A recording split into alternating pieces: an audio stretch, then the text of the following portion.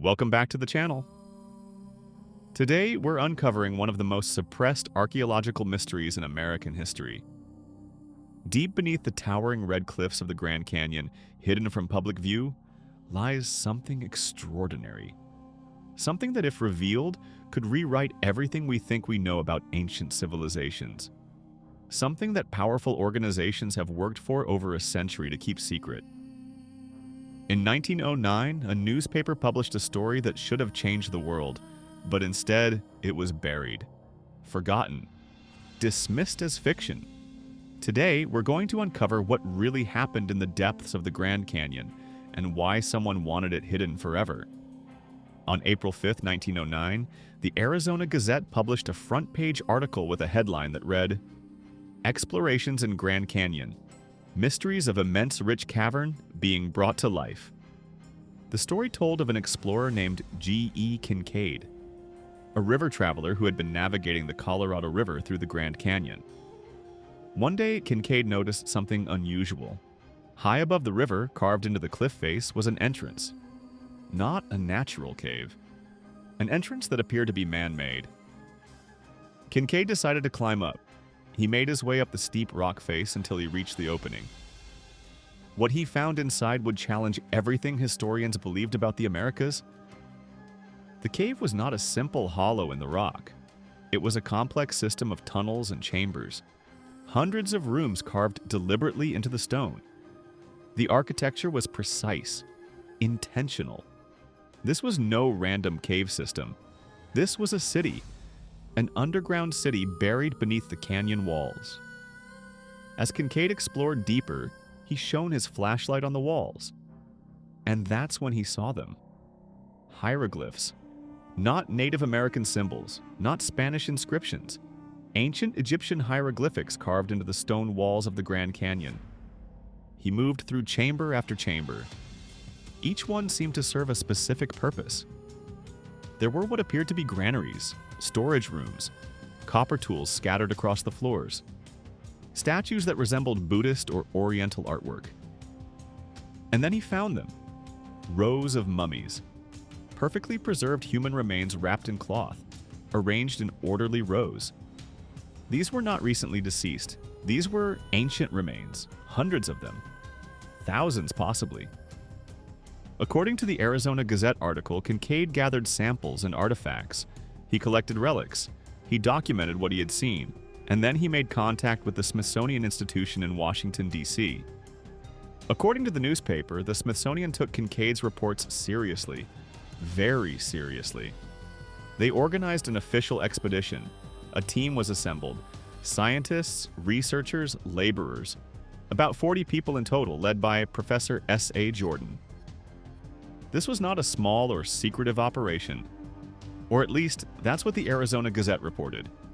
Jordan and his team descended into the canyon. They brought modern equipment. They had lights. They had tools. They had manpower. The exploration was methodical, scientific. They cataloged the chambers. They documented the artifacts. They examined the mummies. They studied the hieroglyphics covering the walls. The evidence was overwhelming. These were not coincidences. The artifacts, the writing, the mummies, the structure of the city itself. All of it pointed to one undeniable conclusion. An ancient Egyptian civilization had traveled to North America. They had established a city deep within the Grand Canyon, and they had been there for thousands of years, completely hidden from the modern world. The implications were staggering. If ancient Egyptians had reached the Americas, then everything changed. Our understanding of ancient navigation, our understanding of which civilizations were capable of ocean travel, our understanding of world history itself. But here's where the story takes a darker turn. The Arizona Gazette published the story. The article went to print. People read about this incredible discovery. But then something happened. Silence. Complete silence. The Smithsonian Institution denied everything.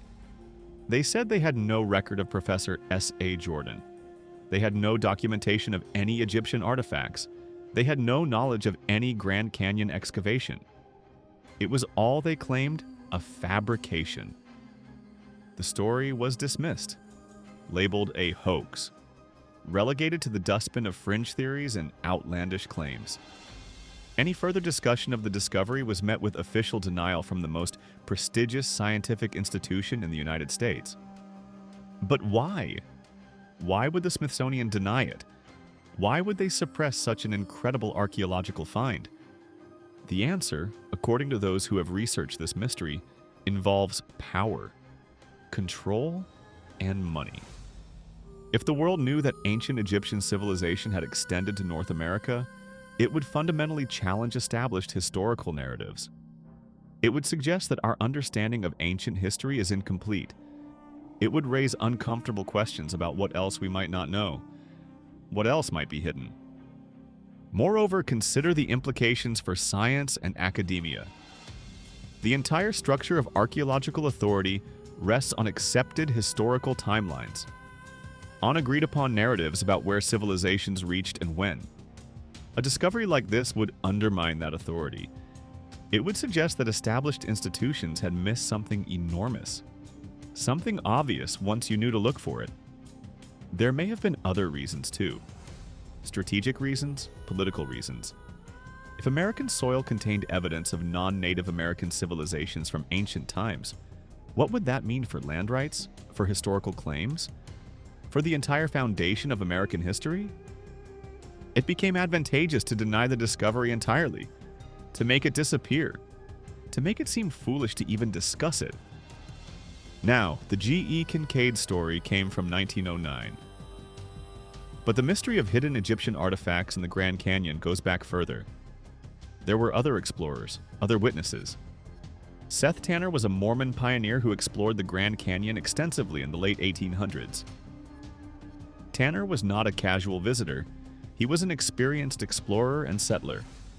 He knew the canyon intimately, and he reported finding evidence of ancient structures. Evidence of exploration. Evidence that he was not the first to thoroughly explore those depths.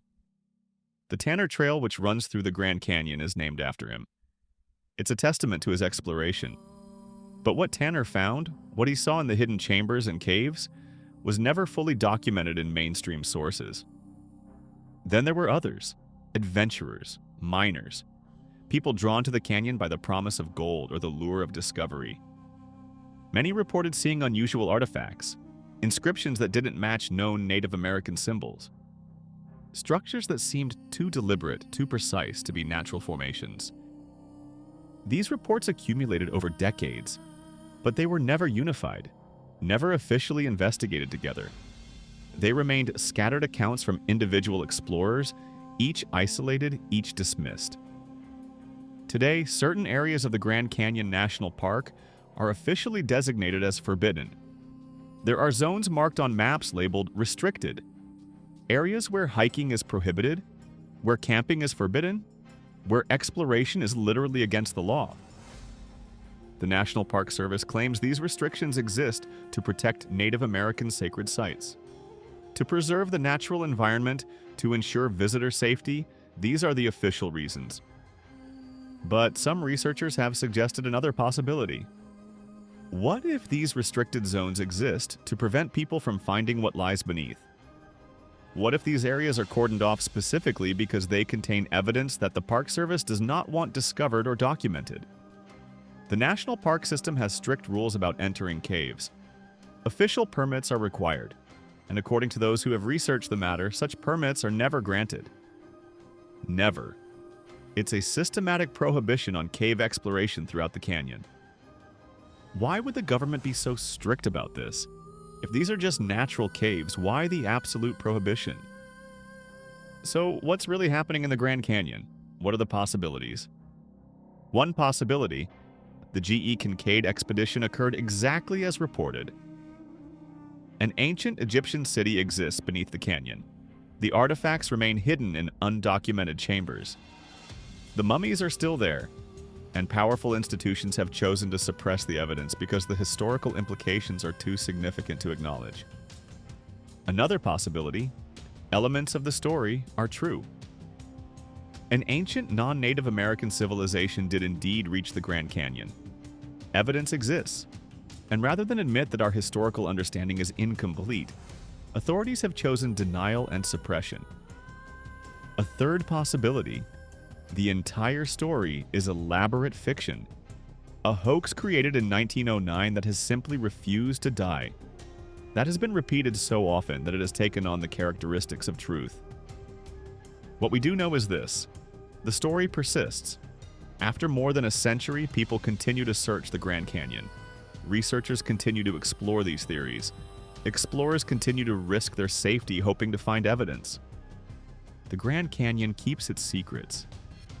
Deep beneath the red rock, beneath the layers of stone and history, something remains hidden.